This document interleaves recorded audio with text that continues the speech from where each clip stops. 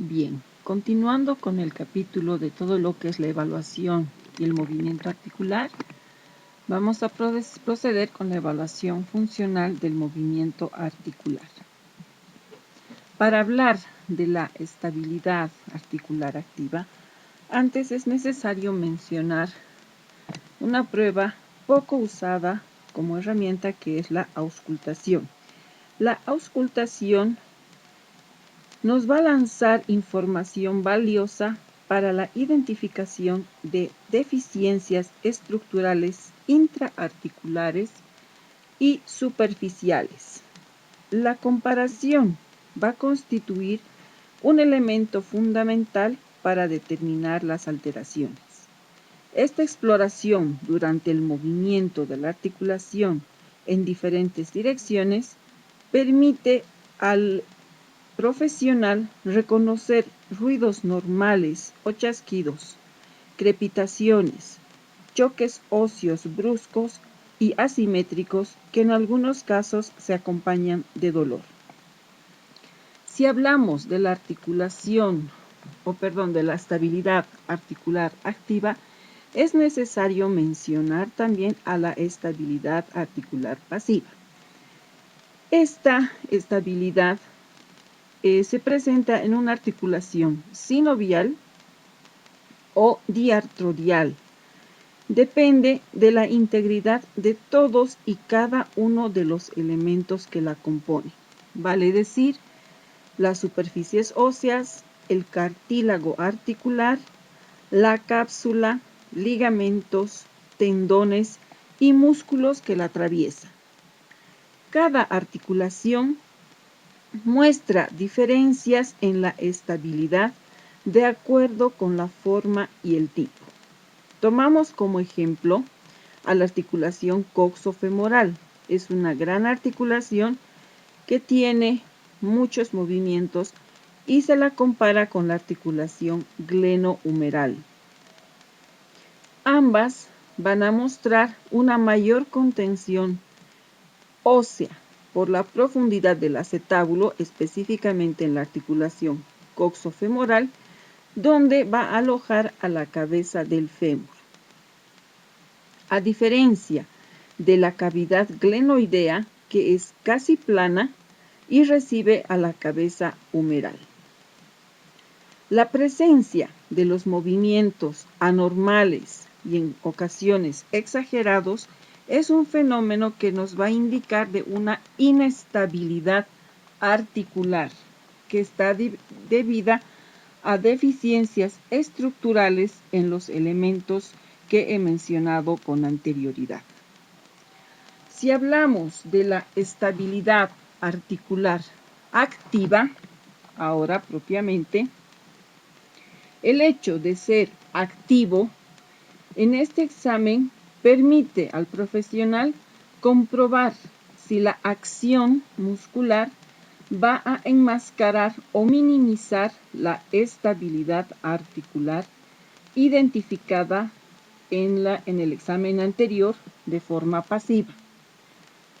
O, por el contrario, si la actividad de los grupos musculares circundantes no es suficiente para garantizar la estabilidad a la articulación comprometida. En cualquiera de los casos, el usuario, en este caso el paciente, se familiariza tanto con la inestabilidad de la articulación que ejecuta acciones desencadenantes de los movimientos anormales con mucha facilidad, ya que en lo general no presenta mayores molestias. Por lo tanto, si desde un inicio se refiere esta deficiencia, esto condiciona a la ejecución del examen. Se requiere que el profesional evaluador, al realizar el examen, sea más preciso en la articulación comprometida.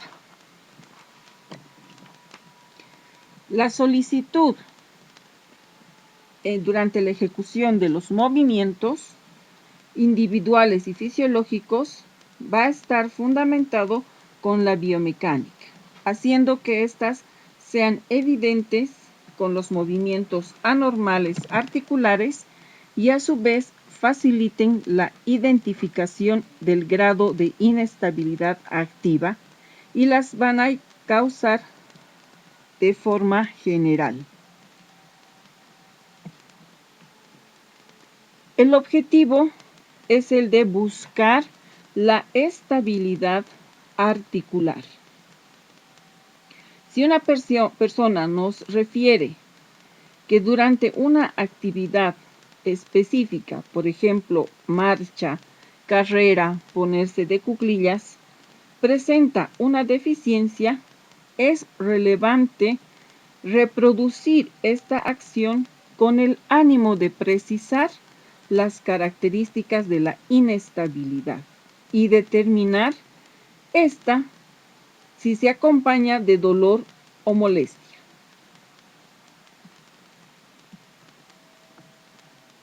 Hablamos de lo que es la movilidad. Si hablamos de movilidad, tenemos que diferenciar qué es estabilidad. La estabilidad es la capacidad de mantener el control del movimiento o la posición de una articulación a través de la coordinación de la acción de los ligamentos, tendones, músculos y además del sistema neuromuscular. Y la movilidad articular es la encargada de optimizar la estructura del organismo. Tanto los ejercicios de movilidad articular como ejercicios de estiramiento son fundamentales para asegurar una completa reparación corporal previa, principalmente previa al ejercicio físico. Vemos una diferencia entre lo que es estabilidad en los pies, rodillas, región lumbar, en codos, en las escápulas. Y hablamos de movilidad en los tobillos, cadera, tórax, hombros, muñecas. Describimos a continuación lo que es la movilidad articular activa. El estudio de la movilidad articular activa va a permitir al profesional conocer el compromiso de este elemento como la movilidad frente a tareas funcionales que desarrolla toda persona en su vida cotidiana. Los rangos de movimiento articular requeridos para llevar a cabo diferentes actividades de la vida diaria. Esta estimación de los rangos va a ayudar a determinar el nivel funcional de un individuo con discapacidad física. El profesional no solo hará énfasis en tener claridad en el cómo se realiza la prueba, sino que también trabajará en el por qué y el para qué se va a ejecutar. La precisión conceptual le permitirá establecer relaciones coherentes y pertinentes con los hallazgos y a la vez con los resultados de otras pruebas durante todo el proceso de evaluación del movimiento corporal humano. Para esto, el examen de movilidad articular activo tiene ciertos propósitos. Cuantificar el rango de movimiento activo, determinar el control y la calidad del movimiento, precisar el patrón de restricción de movimiento, identificar la presencia de dolor, crepitaciones, ruidos anormales, comprobar la integridad neuromuscular, Reconocer las causas de la deficiencia. Se realiza toda evaluación en una posición que garantice comodidad para el paciente y no limite la movilidad fisiológica de la articulación o extremidad explorada. Se orienta de forma inicial al paciente cómo debe ejecutar el movimiento hasta su límite. Cada una de las acciones posibles, de acuerdo con el tipo de la articulación examinada, en todos los movimientos, sea flexión, extensión, abducción, aducción, etc., debe estar y debe formar una amplitud de movimiento articular para un buen estudio, tomando en cuenta las relaciones mecánicas con otros segmentos corporales. Es posible explorar los movimientos funcionales compuestos o combinados. Por ejemplo, al solicitar al paciente que en una posición sedente cruce la pierna sobre la pierna contralateral. Este va a intentar llevar la pierna hacia la contralateral al realizar el cruce mismo. Otro movimiento compuesto será el de llevar la mano a la oreja opuesta por detrás de la cabeza, o el hecho de simular sacar algo del bolsillo trasero y contralateral del pantalón. Todo esto con el ánimo de establecer relaciones funcionales entre los movimientos y revelar limitaciones que puedan repercutir en la capacidad funcional de la persona. Una deficiencia funcional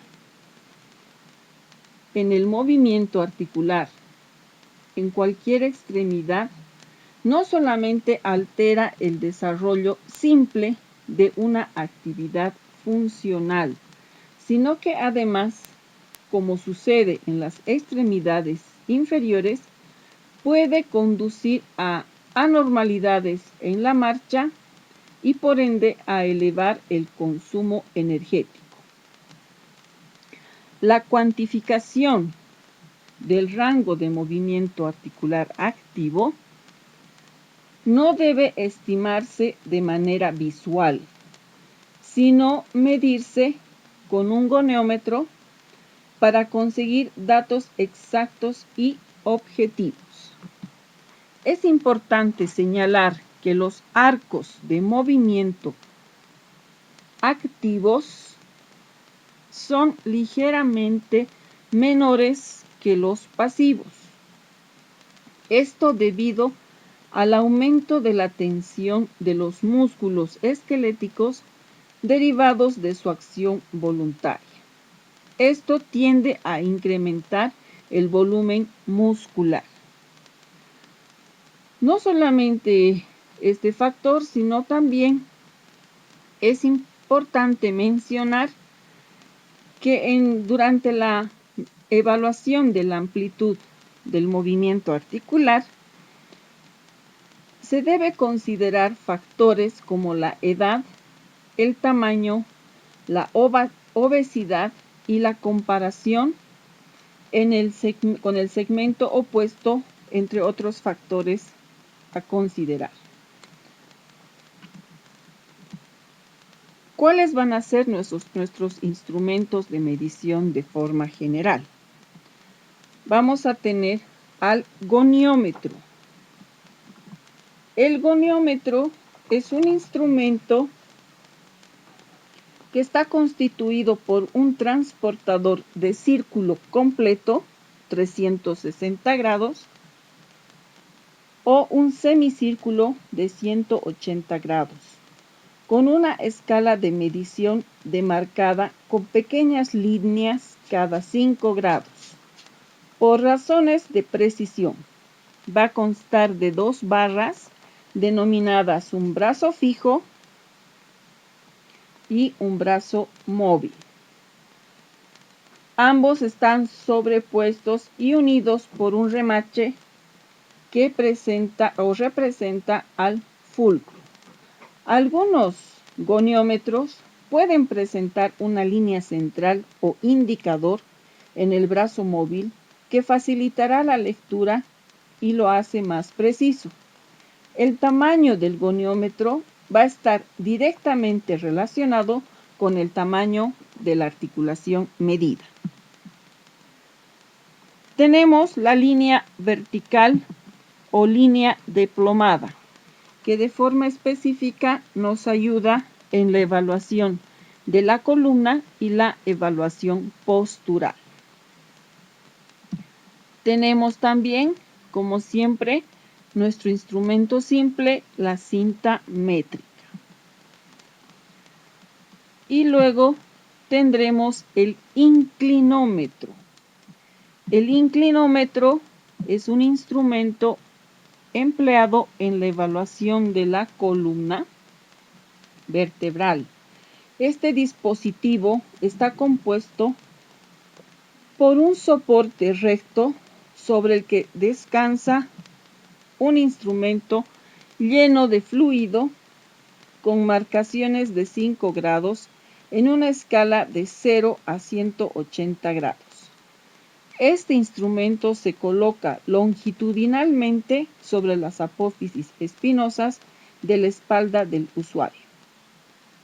Bajo el principio de funcionamiento de la línea vertical y de la fuerza de gravedad, determinará el cambio de posición de la columna, que es posterior al movimiento.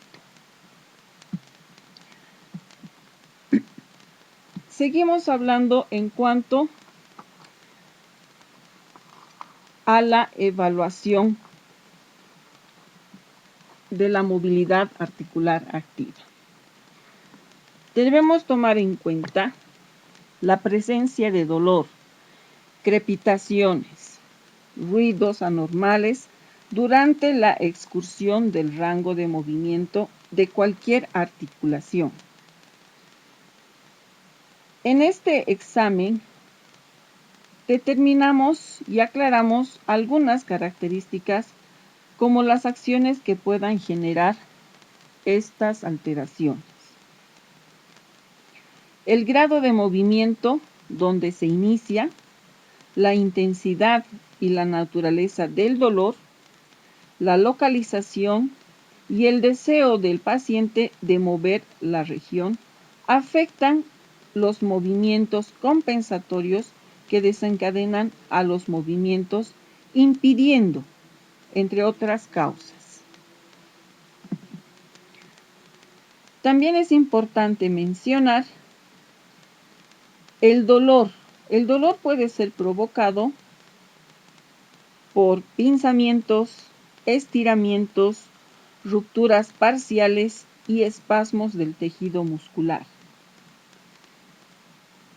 El dolor puede desencadenar deficiencias estructurales en los puntos de inserción y en los puntos de como una inflamación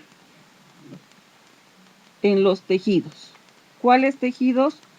Los ligamentos, tendones, cápsulas articulares. Otro factor importante serán las crepitaciones.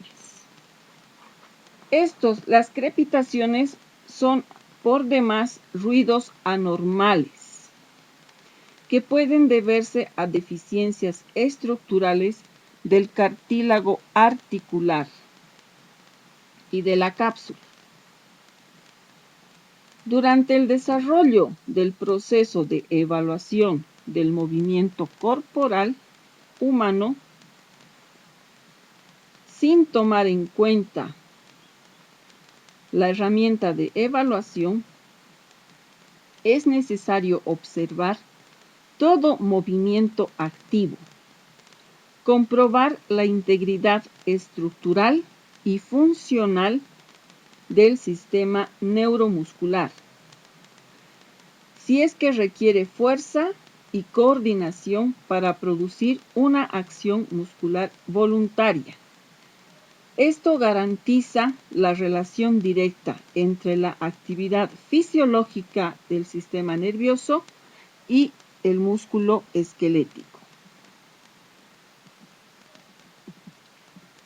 El examen de la movilidad articular activa proporciona alguna información cualitativa de ciertas cualidades físicas como fuerza, resistencia, velocidad y capacidad de alargamiento muscular. Esto exige posteriormente una gran variedad. Si existe alguna deficiencia en los rangos de movimiento activo en una articulación, esta deficiencia se denota como una deficiencia funcional de la movilidad articular activa. Podemos tomar como probables causas al dolor, la hipertonía, la debilidad muscular, retracción muscular, causas tendinosas, capsulares, ligamentosas, cutáneas o de otros tejidos blandos que produzcan una deficiencia estructural en las superficies articulares. Cuando se valora cada uno de los movimientos articulares, se debe adoptar posturas que no alteren la excursión normal del segmento. El método de evaluación de la amplitud del movimiento debe ser siempre el mismo para poder llevar a cabo un adecuado control de la evolución. Por lo tanto, los rangos de movimiento se miden y se registran en grados. Es necesario que para poder identificar con facilidad cualquier anormalidad, el paciente esté desprovisto de ropa o con menor cantidad de ropa para poder distinguir el movimiento y además cuente con total libertad para llevar a cabo la instrucción. El carácter activo de esta prueba permite a la persona controlar y movilizar el segmento dentro de los límites de seguridad. Una vez realizada la evaluación de movilidad articular activa, pasamos a la movilidad articular pasiva. La mayoría de las articulaciones sinoviales presentan movimientos angulares. Es por esto que durante la exploración de una o varias articulaciones, la medición y el registro se realicen en grados.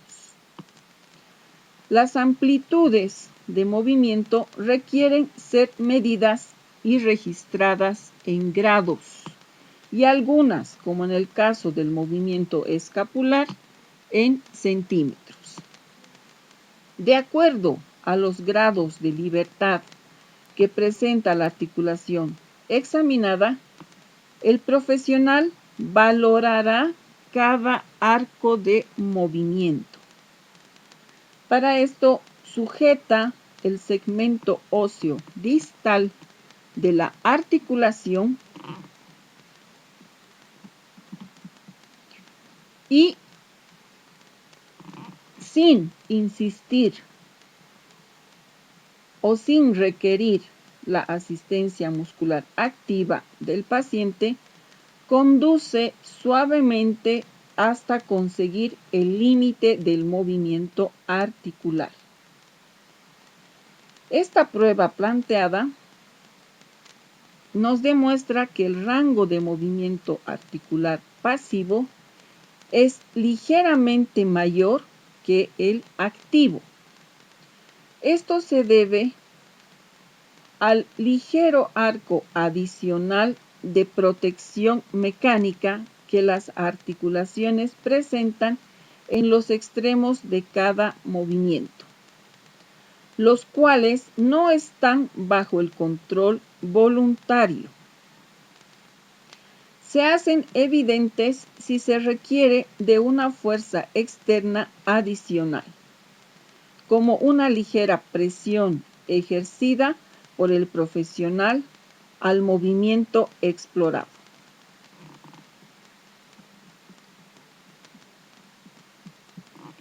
Los propósitos de evaluación del examen de movilidad articular pasiva serán el de cuantificar el rango de movimiento pasivo, determinar las características y la calidad del movimiento como continuidad, resistencia, libertad, restricciones, hipomovilidad, hipermovilidad.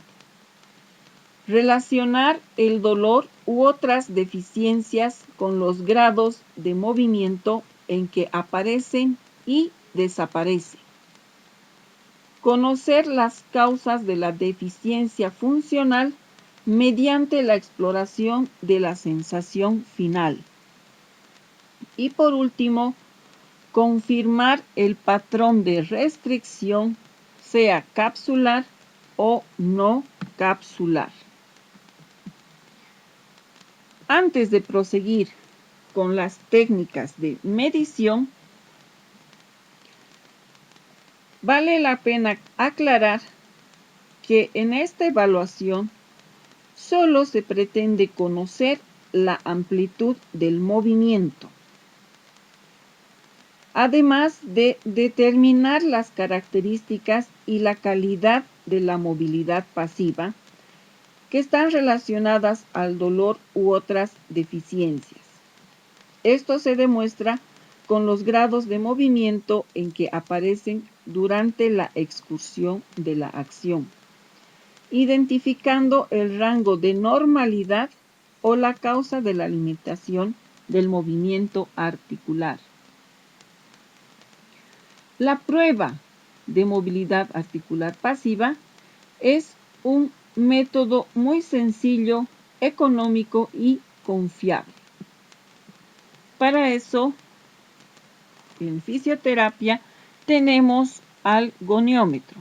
Aquí describimos y mostramos el goniómetro, cuyos componentes serán un brazo fijo, el brazo móvil, el cuerpo del goniómetro y el punto central, que será el eje o fulcro.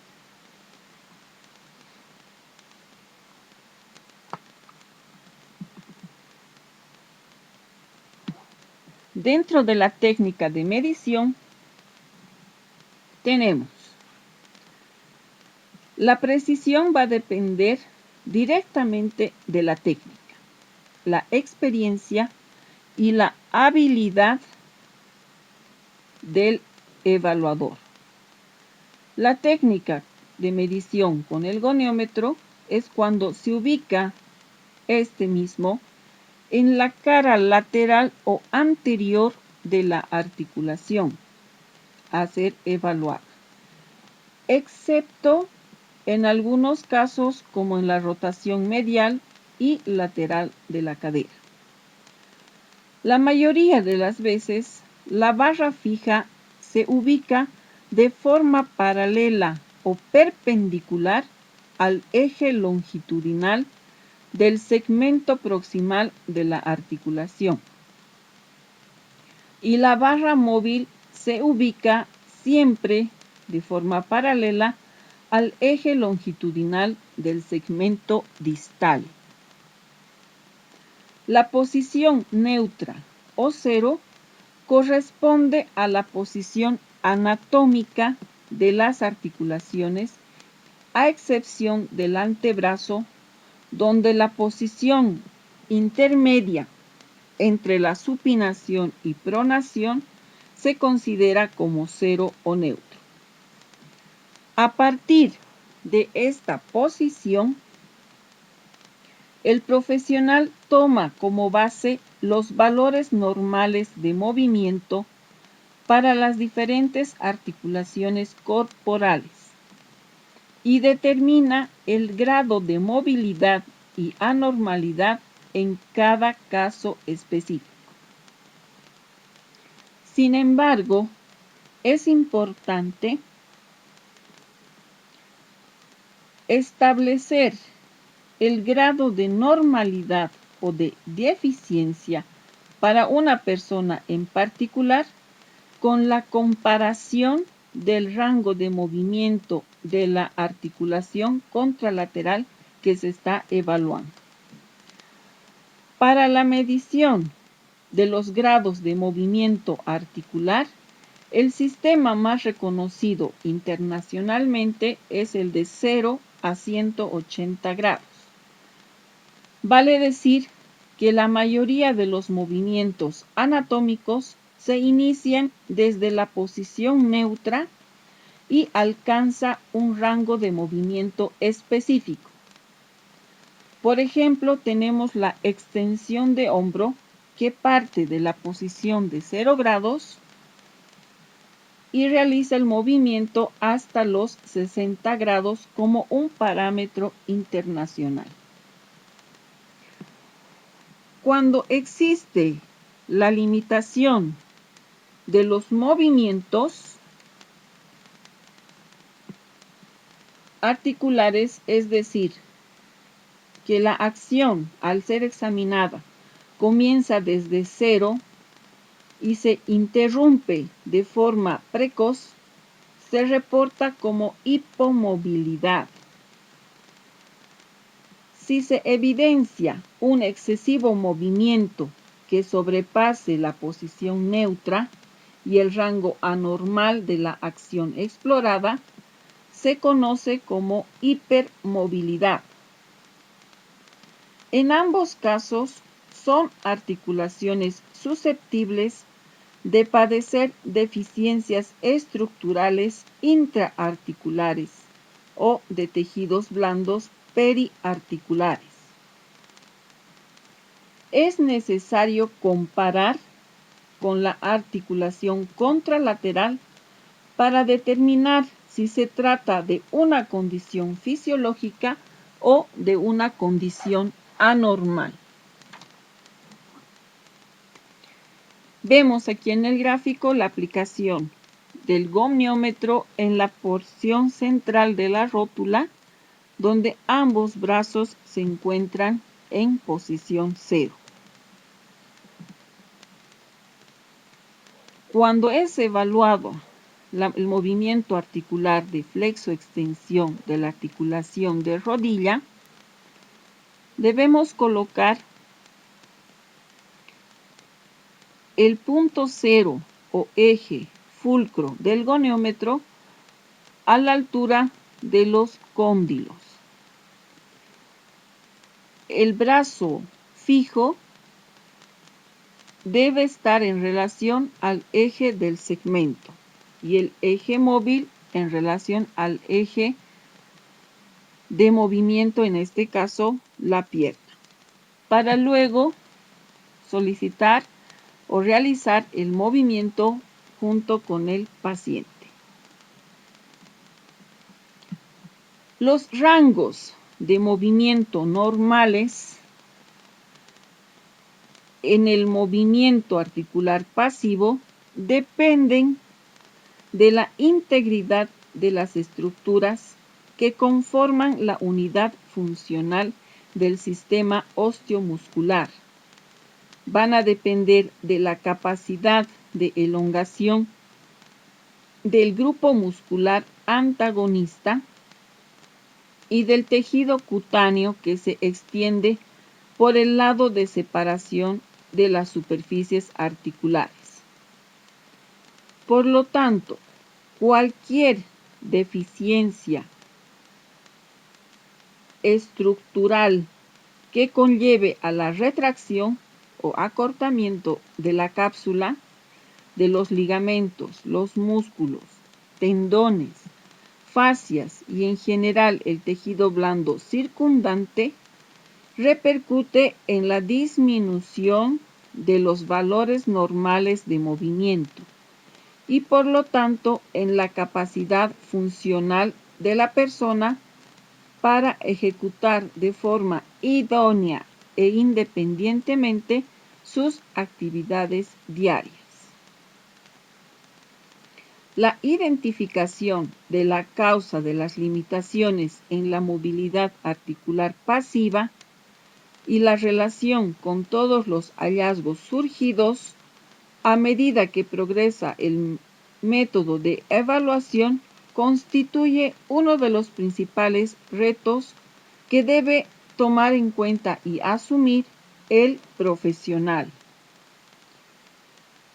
Las posibles causas de limitación en la movilidad articular pasiva serán entonces el dolor, las deficiencias estructurales en las superficies articulares o huesos, la retracción de los grupos musculares antagonistas, la retracción o adherencias de tejidos blandos periarticulares a planos profundos, inflamación, edema, alteración del tono muscular, hipertonía, espasmo muscular, cicatrices retraídas, periarticulares y deformaciones fijas articulares.